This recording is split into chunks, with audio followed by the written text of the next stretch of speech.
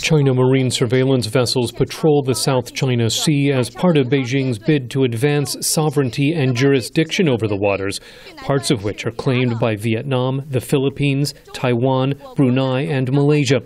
Those competing claims top the agenda of this week's meeting of foreign ministers from the Association of Southeast Asian Nations, or ASEAN.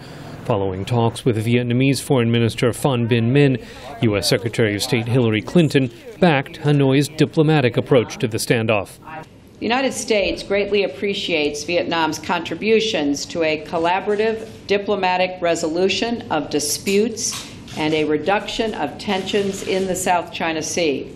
And we look to ASEAN to make rapid progress with China toward an effective code of conduct, in order to ensure that as challenges arise, they are managed and resolved peacefully through a consensual process in accordance with established principles of international law.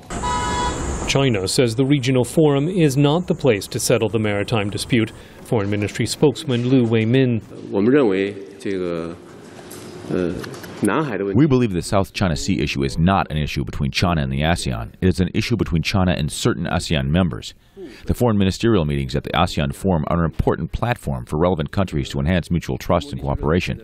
It is not a proper place to discuss the South China Sea issue. Given China's opposition, Institute of Southeast Asian Studies senior fellow Ian Story says there's little chance of a breakthrough by ASEAN. China opposes discussion of the South China Sea at the ARF, and when it is raised, it is likely to react quite angrily, as it has done in the past. This tends to generate more heat than light on the subject. Vietnam is enlisting India's support in the South China Sea, since Indian investors have been active in oil and gas exploration there for decades.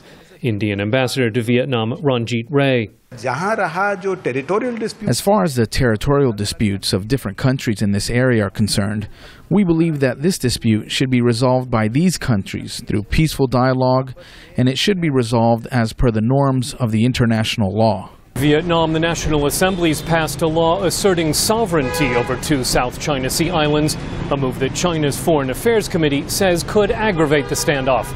Scott Stearns, VOA News, Hanoi.